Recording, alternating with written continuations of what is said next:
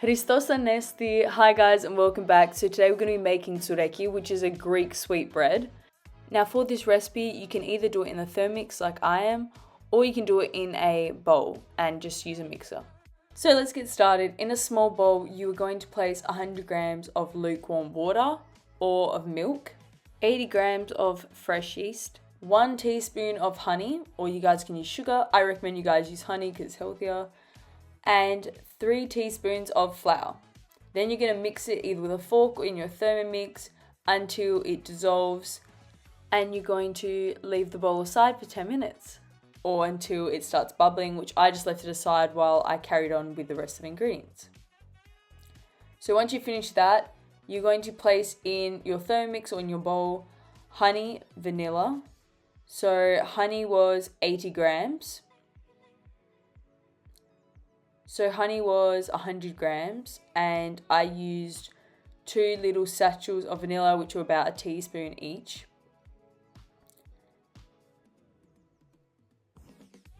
Along with mastiha and mehlepi. And you're going to, if you're using a Thermomix, I mixed it for 1 minute on speed 10. And if you guys are doing it in the bowl, you're just going to keep mixing it until it combines.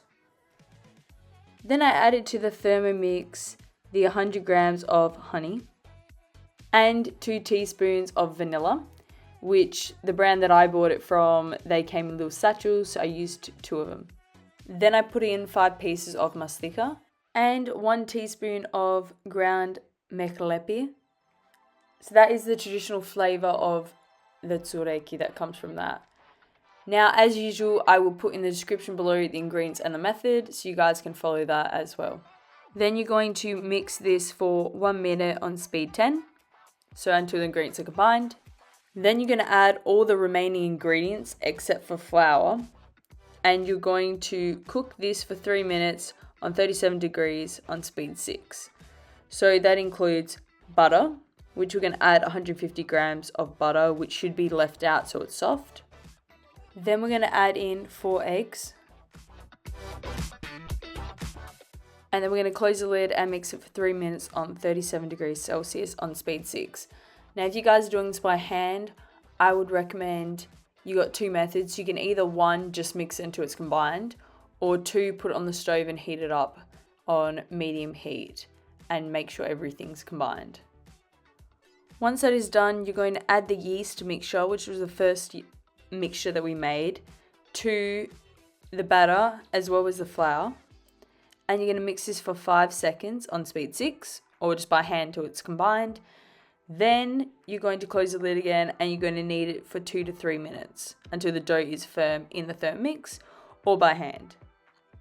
Then you can add in a bowl a small amount of flour as needed and keep mixing it until the batter becomes not sticky at all. And then you're going to put Glad wrap or some covering over the batter.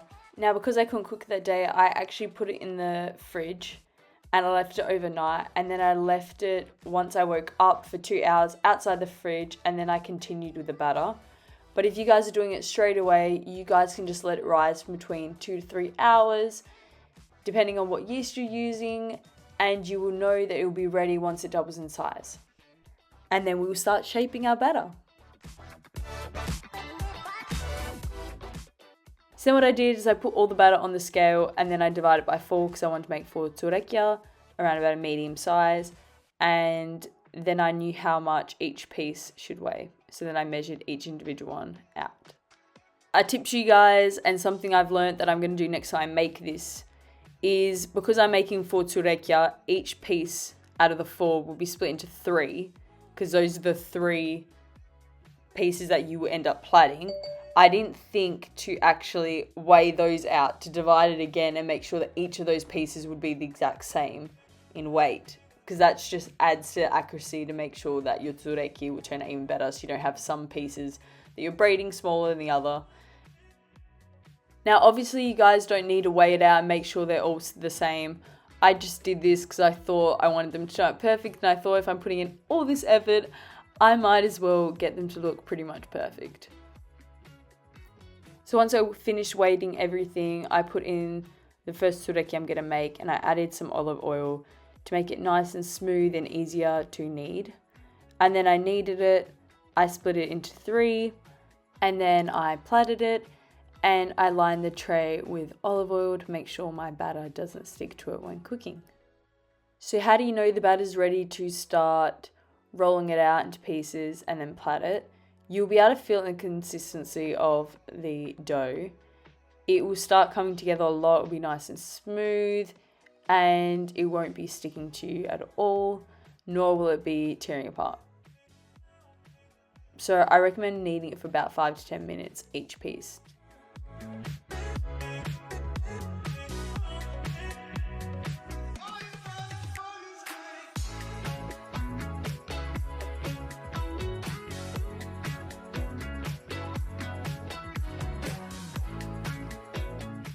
And now, once you've rolled them all out into long pieces, then you are ready to plat them.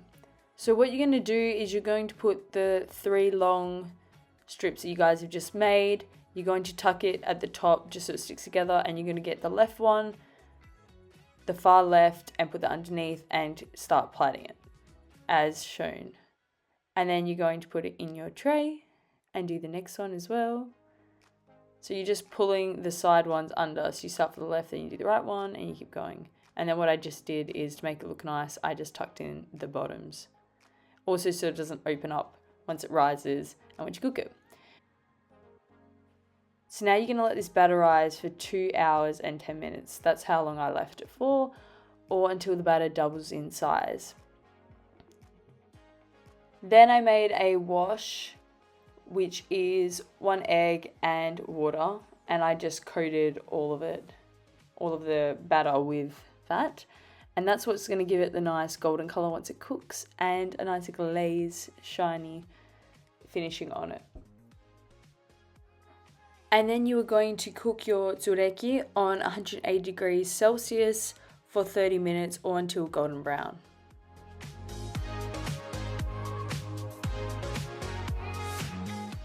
I really enjoyed making this video, guys, and that is it. That is what your tsoureki would look like. Hopefully it will look even better than mine, and I really hope you guys enjoy this recipe. So hopefully next year you guys will make it, or even throughout the year, because it's such a great snack. I'll see you guys in the next video. Bye!